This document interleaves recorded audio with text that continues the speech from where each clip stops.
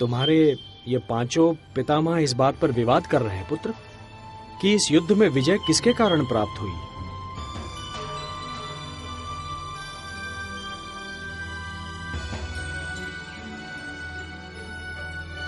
सोच समझकर उत्तर देना पौत्र। ना जाने किस आधार पर आप सब अपने आप को इस युद्ध का नायक मान रहे हैं।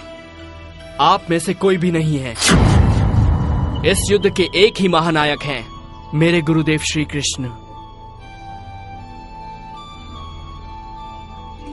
मुझे तो पूरे युद्ध में गुरुदेव श्री कृष्ण और उनके सुदर्शन चक्र के सिवा और कुछ नहीं दिखाई दिया। गुरुदेव श्री कृष्ण केवल दादा अर्जुन के सारथी नहीं, इस महायुद्ध के सारथी थे कृष्ण, केवल श्री कृष्ण। हे वासुदेव, हे केशव, हमें क्षमा कीजिए। अहंकार विवेक का शत्रु होता है। युद्ध में यदि आप हमारे साथ ना होते तो हमें विजयश्री प्राप्त न होती।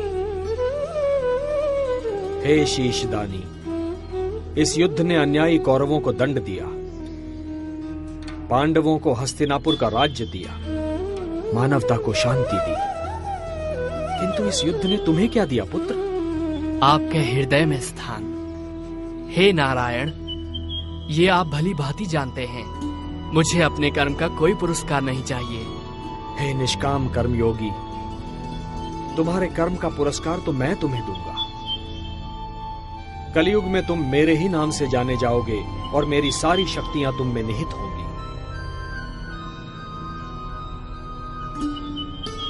जो भी मनुष्य तुम्हारी पूजा करेगा उसकी सारी मनोकामनाएं पूर्ण होंगी। मेरे लिए क्या आज्ञा है प्रभु? पुत्र, कलयुग का प्रसार बढ़ते ही तुम खाटू नाम के स्थान पर प्रकट हो जाना। वहां की भूमि अत्यंत पवित्र और पावन है। खंडेला का राजा अत्यंत धार्मिक प्रवृत्ति का है।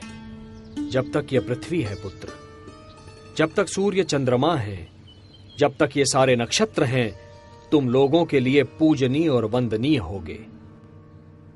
तुम्हारे शीश की पूजा होगी पुत्र। तुम शाम नाम से जाने जाओगे और हारे का सहारा बनोगे। ओम नमो भगवते वासुदेवाय।